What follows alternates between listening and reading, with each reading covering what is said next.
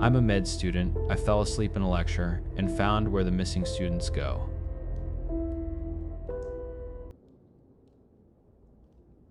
I'm writing this on a burner phone from the back of a junker I hotwired an hour ago.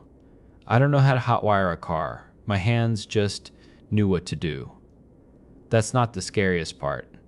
The scariest part is the way the world keeps skipping, like a scratch disc. 1 second I'm on the interstate, the next I'm staring at a white-tiled wall, smelling antiseptic and something sweet, like overripe fruit. I need someone to know what happens at that school. I need to get this out before I blink and don't come back. My name is Zora. Or it was.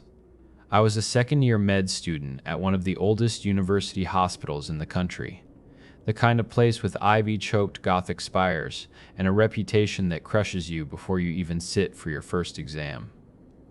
People talk about ghosts in the old surgical theater, a gray lady in the library. Quaint, harmless stuff.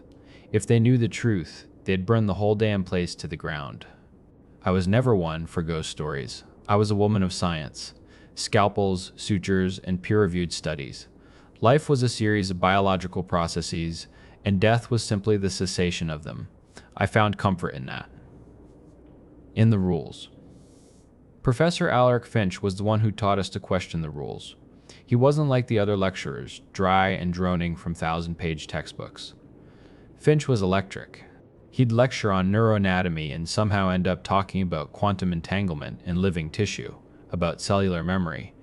He'd get this wild look in his eyes, a fire behind his spectacles. Everything is connected, you see, he'd say, tapping a diagram of a synapse. The body isn't a machine made of meat, it's a universe. And we haven't even begun to chart the stars. He was brilliant, and he was dangerous. The university is an ancient Catholic institution. It does not like men who talk about the body like it's a goddamn cosmos. Then one Tuesday, Finch was gone. A man named Dr. Valerius stood at the lectern. He was all sharp angles and tailored suits, with a pale, powdered-looking face and a smile that didn't touch his eyes. Professor Finch has taken an indefinite medical sabbatical, Valerius announced, his voice smooth and cold as marble. I will be overseeing his research and his classes. We all knew it was bullshit. A medical sabbatical? Finch ran 5 miles every morning. People like Finch didn't just disappear, not quietly. At a place like this, people who ask too many questions, who push too hard against the ancient stone foundations, they just stopped being there. We all hoped he'd just been fired. We were so fucking naive. Life went on. The pressure cooker of med school hissed and steamed. I studied until my vision blurred. And then came last night. The storm had been threatening all day. The sky a bruised purple. My study group, Kian and Lena, were packing up to make a run for the dorms. I was halfway out the door with them when I realized my copy of Gray's Anatomy was still under my desk in the lecture hall, the one my grandfather gave me. Just get it tomorrow, Zora, Lena said, pulling her hood up. It's gonna pour. I'll go with you, Kian offered, a little too quickly. He's a good guy, but I didn't have the energy for it. I'll be quick, I said, already turning back. You guys go. I said, already turning back. You guys go. Don't want my book getting locked in overnight. As I walked back, I passed the university's main building. It's the oldest structure on campus, a monster of stone and gargoyles. Its top floor is a mystery, sealed off. No classes, no offices. The elevators have a brass plate for the 3rd floor, and then just a smooth, blank space where the 4 should be.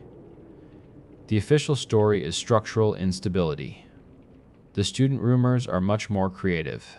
An old plague ward, an asylum for the clergy, you name it. By the time I retrieved my heavy textbook, the sky had ripped open. It wasn't just rain, it was a violent, flooding deluge. The lights in the med building's hallway were clicking off one by one, plunging the corridors into a deep, echoing dark. The thought of wading through the inevitable flash flood that would turn the lower campus into a swamp was exhausting. Screw it. I sat back down at my desk in the empty lecture hall. The sound of the rain was a dull roar. I'll just wait it out for a bit, rest my eyes. I set my phone alarm for 20 minutes, laid my head down on my arms, and was gone. The alarm never went off. I woke up to silence. The rain had stopped. But the air was wrong. The familiar smell of chalk dust and floor polish was gone. In its place was a sterile chemical sharpness, like a cleaning agent, layered over a thick, cloying sweetness of decay. And beneath it all, a low, steady hum, like a massive refrigerator. My heart hammered against my ribs. I sat up. I was not in the lecture hall. I was on a cold, tiled floor in a long, white corridor. My phone was still clutched in my hand. I fumbled to turn on the flashlight, the beam cutting a nervous, trembling path through the darkness. The walls were lined with recessed alcoves, each lit from within by a soft, sickly green light. I pushed myself to my feet and approached one. Inside, behind a wall of thick glass, was a humming, chrome machine. Wires and tubes snaked from the machine into a clear tank filled with viscous, amber fluid. And floating in the fluid was a lung. Just a lung, pale and pink, inflating and deflating in a slow, perfect rhythm, untethered to any body. My stomach lurched. I stumbled to the next alcove. A human hand, fingers twitching in a gentle rhythm, suspended by wires that fed back into the wall. Next to it, a pair of eyes, wide and blue, floated in a smaller jar. They turned and followed the beam of my light. I swear to God they followed me. My scientific mind was screaming, trying to categorize, to understand.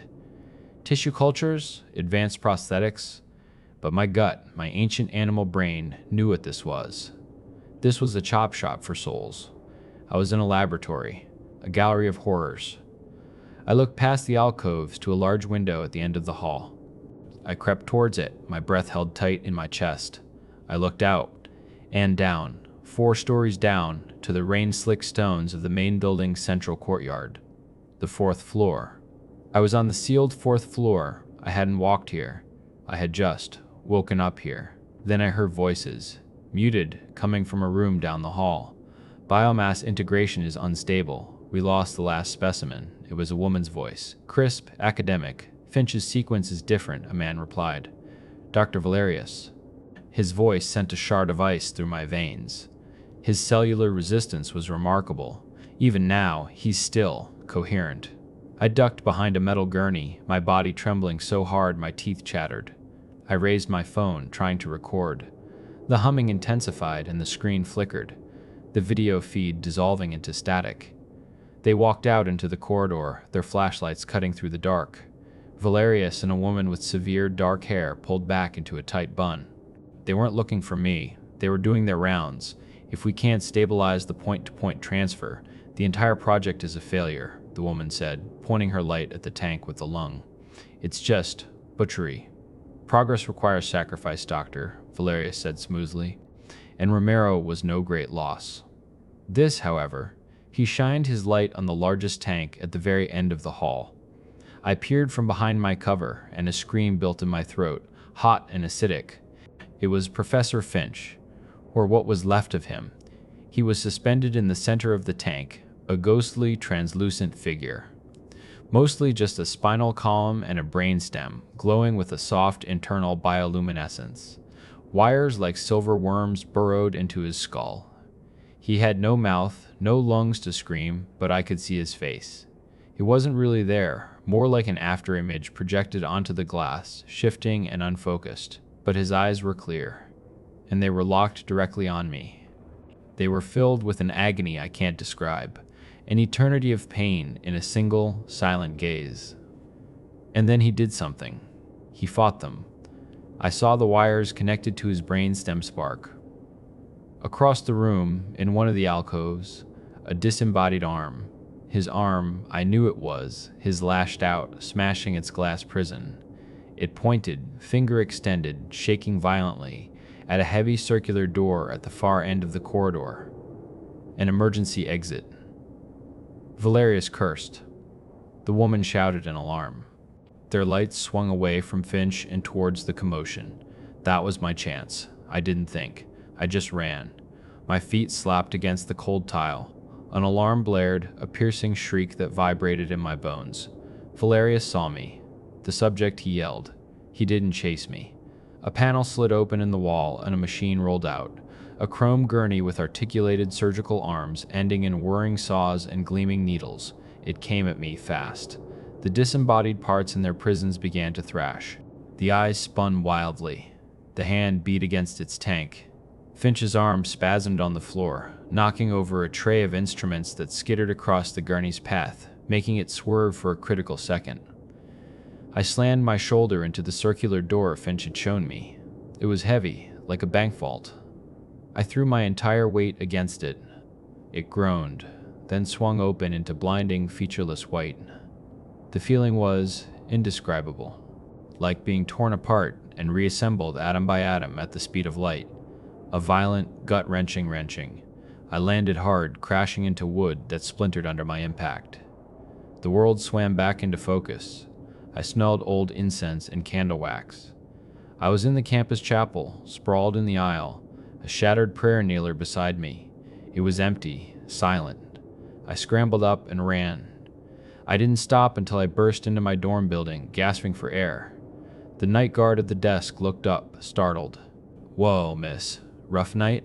You're bleeding." I looked down at my arm. A deep 3-inch gash was carved into my forearm.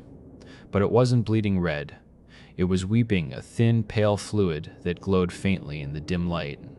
As I watched, it scabbed over, not into a messy brown crust, but into a perfect, silvery scar shaped like a circuit board. Back in my room, I checked my phone. The video I tried to take was 10 minutes of corrupted static. The photos were blank, gray files. There was no proof. Nothing. I had to get out.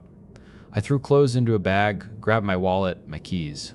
But as my fingers closed around the cold metal of my car keys, the world stuttered. For one nauseating second, the worn wood floor of my dorm room was gone, replaced by the sterile white tiles of the lab. I could smell the rot and the chemicals. I could hear the hum. Then, blink, and I was back. It happened again in the parking lot. Blink. Lab, blink, car. This isn't a power. It's not teleportation, it's a glitch. An error in the code. When I went through that door, the experiment worked on me. I've been contaminated. I'm unstuck. I've been driving for hours. Every few minutes, it happens. A flicker. I see the lung breathing in its tank in my rearview mirror. I feel the cold of the tile on my skin. I see Professor Finch's eyes begging me. They're trying to pull me back. I can feel it, a tugging deep in my bones.